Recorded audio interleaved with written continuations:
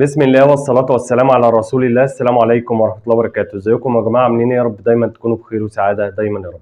ان شاء الله النهارده هنتكلم على خصوبة الذكر وازاي ان انا اعلي خصوبة الذكر باقل الامكانيات ممكن اعملها مع الحمام بتاعي ما يبقاش عندي بيض رايق. طبعا كلنا بنبقى عارفين ان العيب الاساسي في عملية التخصيب بيكون سببها الذكر. ممكن النتاية ما تكسحش للذكر، ساعات بنشوف النتاية الذكر بيبقى طالع فوقيها والنتاية بتبقى شابه او بان هي بتمشي بالذكر زي ما احنا بنشوف في بعض الحالات اللي عندنا. فلازم اشوف النتايه اذا كانت بتكسح للذكر ولا لا. ساعات في نوتي بتبقى قويه جدا على الذكوره وساعات في ذكر بيبقى ضعيف، لازم ان انا في الوقت ده اغير الذكر من النتايه او النتايه من الذكر ايا كان. لازم ان انا ابقى واخد بالي من حاله زي الحالات دي كده.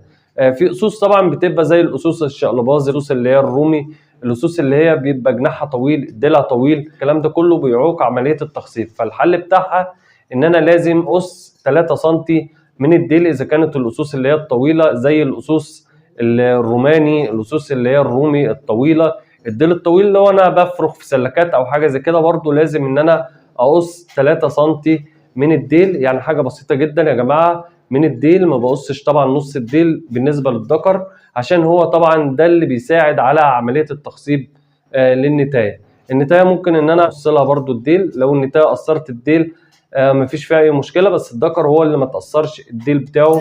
اقص الشروالات لو قصوص شقلباز عشان دي طبعا بتعوق عمليه التخصيب بالنسبه للذكر. الريش اللي هو ريش النواعم اللي تحت فتحه المجمع او تحت فتحه المشخ، لازم ان انا اهتم بقص الريش ده عشان الريش ده ممكن يعوق برضو عمليه التخصيب. ما نتفش الريش يا جماعه عشان لما الريش ده بيبدا ينبت بيبدا يشوك او بيعمل عمليه تشويك فما بيحصلش تخصيب ما بين الذكر وما بين النتايه.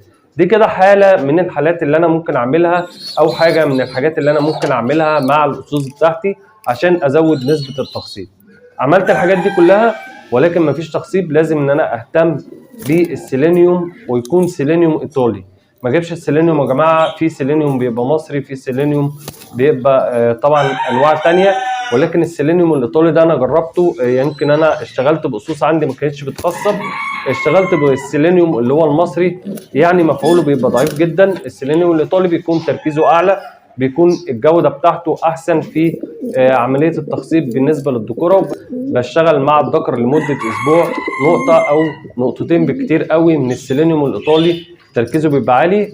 للنتايه وللذكر يبقى افضل برضه، هو كده كده بيعتبر زي فيتامينات بتساعد على عمليه التخصيب. لازم الذكر يكون قدامه التحديق والنتايه يكون قدامها التحديق. عنصر التحديق ده مهم جدا جدا ويساعد فعلا على التخصيب في الحمام بتاعنا. ده كده يا جماعه العلاج المهم جدا جدا اللي انا لازم اشتغل بيه، ودي طرق بعملها مع الحمام بتاعي لو ما حصلش عمليه التخصيب عندي او بيطلع عندي بيض رايق. فلازم اشوف الحلول السهله والبسيطه مع الحمام بتاعنا في قص الريش اللي هو بتاع الشروالات. لو انا بربي اسوس زينه بيكون لها شروال، او ان انا بربي اسوس بيكون طويله زي الحمام اللي هو الغزار، فلازم ان انا اهتم بقص 3 سم من الريش اللي هو بتاع الديل.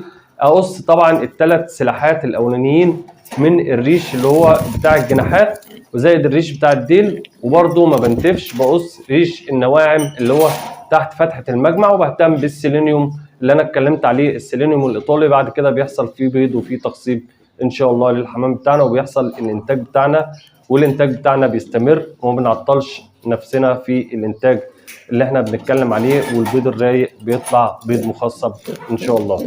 اسف جدا على الاطاله في الفيديو، ورب كده اكون قدرت اقدم ماده مفيده لحضراتكم. ما تنسوناش بقى في نهايه الفيديو باللايك والشير واشتراك في القناه، ويا ريت تفعل زر الجرس لتصلك كل فيديوهاتي. والسلام عليكم ورحمه الله وبركاته.